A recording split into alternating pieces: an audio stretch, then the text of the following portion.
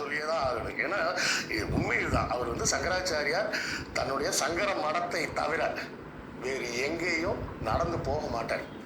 அவர் நடக்கிறது அதுக்கு உள்ள மட்டும்தான் நடப்பார், வேற எங்கேயுமே நடந்து போக மாட்டார்.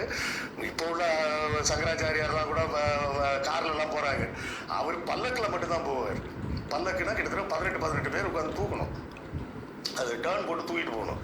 இவர் வந்து இவர் மாதிரி ஒரு 80 கிலோவில் ஒரு ஆள் உட்காந்து அது உட்கார்ற அளவுக்கு ஸ்ட்ராங்காக மரத்தில் செஞ்ச ஒரு பல்லக்கையும் தூக்கிட்டு நடந்தே போகணும்னா அது எவ்வளோ பெரிய ஒரு கொடுமையான விஷயம். ஆனால் இவங்க சொல்கிறது என்ன சொல்கிறாங்க, இவர் வந்து ஏழை மக்கள், அவர் ஏழை மக்களை பார்க்கவே மாட்டார், பார்த்தாரு அந்த அந்த பகுதி வழியாகவே போகவே மாட்டார்.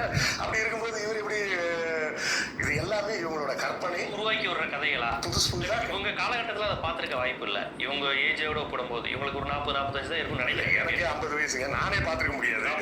அப்போ இவங்களுக்கு வழி வழியாக அப்படி கதைகளை சொல்லிக்கிட்டே சேரி மக்களின் மக்களுக்காக பாடுபட்டவர், அவர் ஜாதி தீண்டாமை பார்க்க மாட்டார் அப்படிங்கிற விஷயத்தெல்லாம் திட்டமிட்டு பரப்புறாங்க. நான் என்ன சொல்கிறேன், சாதி தீண்டாமையெல்லாம் பார்க்காதவர் தானுங்க, நல்லது, ரொம்ப நல்லது.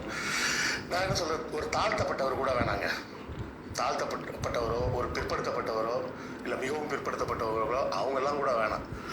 ஒரு பார்ப்பன இனத்தை சேர்ந்த ஒரு பெண்ணை வந்து நீங்கள் சங்கடப்படுறதுக்கு அடுத்த தலைவராக வைங்களேன், வைக்க மாட்டாங்க.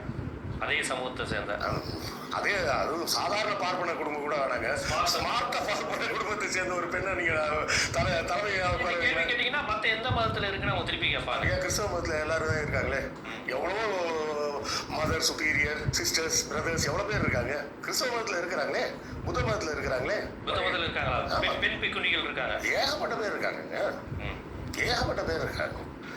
உடனே வந்துடுவாங்க, இல்லை இல்லை இஸ்லாமில் இல்லையே அப்படின்னா, நீ வந்து நீ ஒரு ரூல்ஸ் வச்சிருக்கா, அவங்க வேற ரூல்ஸ் வச்சிருக்கிறாங்க, நீ ஏன்டா இந்த தப்பு பண்ற அப்படின்னு கேட்டா. இஸ்லாத்துல வந்து யாரு வேணாலும் மௌலானா ஆகலாம் இல்ல, முல்லா ஆகலாம் இல்ல, இல்ல இல்ல குர்ஆனை படிச்சவங்க எல்லாருமே பயான் ஓதலாம் இல்ல. இல்ல அது மட்டும் இல்லைங்க, இன்னைக்கு வந்து ஒரு கறிக்கடை பாய் இருக்காருன்னு வச்சுங்களேன், ஒன்றும் கிடையாது. இந்த சங்கர மடத்தை ஆரம்பிச்சதோட ஆதிசங்கர் அவர் எதுக்காக அதை ஆரம்பிக்கிறாருன்னா, அப்போதான் அவர் பார்க்குறாரு பௌத்தம் சமணம் எல்லாம் வந்துருச்சு, மக்கள் வேற வேற சாமியெல்லாம் கும்பிட ஆரம்பிச்சிட்டாங்க.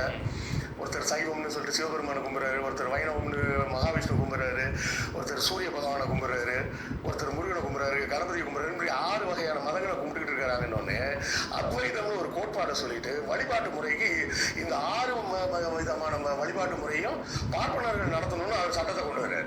அப்போ உங்களுக்கு வருமானம் வேணும்னா மதம் வேணும், சாமி வேணும், மற்றபடி என்ன வேணும், பார்ப்பனர்கள் மட்டும்தான் வசந்தவங்கன்றதை நீங்கள் ஒத்துக்கணும். அப்படி சொல்லி சொல்லி தாங்க இந்த நாடு நாசமாக போனது. மற்ற நாடுகளில் வந்து குறைஞ்சபட்சம் அரசனை நம்பர் 1 வச்சுட்டு பூசாரியை நம்பர் 2 வச்சுருப்பாங்க. இங்கே அரசனையே நம்பர் 2 ஆக்கிட்டு பூசாரியை முன்னாடி வைக்கிறாங்க. எல்லா மன்னர்களும் அப்படிதான். அதனால தான் வந்து மொத்தமாகவே இந்த நாடு உருப்படாமல் போனதுக்கு காரணமே நீங்கள் நல்லா யோசிச்சு பாருங்களேன். இந்தியாவோட வரலாறு வந்து நமக்கு தெரிஞ்சு வந்து கிமுவில் ஆரம்பிக்குது. கிமு 600 புத்தர் காலத்திலேருந்து நமக்கு வந்து ஒரு தொடர்ச்சியான வரலாறு தெரியுது. இந்த வரலாறுல இந்து மன்னர் அப்படின்னு சொன்னால் எத்தனை பேர் இருந்தாங்க? சோழர்கள் இருந்தாங்க, அப்புறம் நாயக்க மன்னர்கள், ஐ மீன் விஜயநகர காலத்தில் இந்துங்கிற கான்செப்ட்லாம் இல்லையே. இல்லை, இன்னைக்கும் வழிபடக்கூடிய இந்து கடவுள்களே வழிபட்டவர்கள் அப்படி வச்சுக்கீங்களேன். இந்துன்னு இன்னைக்கு இருக்க கான்செப்ட் வேணாம், இந்துன்ற பெயரில் இன்று வழிபடக்கூடிய கடவுள்களை அந்த காலத்தில் வழிபட்ட மன்னர்கள்னு பெரிய மன்னர்கள்னு எடுத்தோம்னா சோழர்களில் ஒரு 3 பேரை சொல்லலாம். ராஜராஜன், ராஜேந்திரன், முதலாம் குலோத்துங்கன். இப்போ விஜயநகர பேரரசில் கூட எடுத்தீங்கன்னா கிருஷ்ணதேவராயர் ஒரு ஆளை தான் சொல்ல முடியும், மற்றவங்கெல்லாம் யாருன்னு தெரியாது.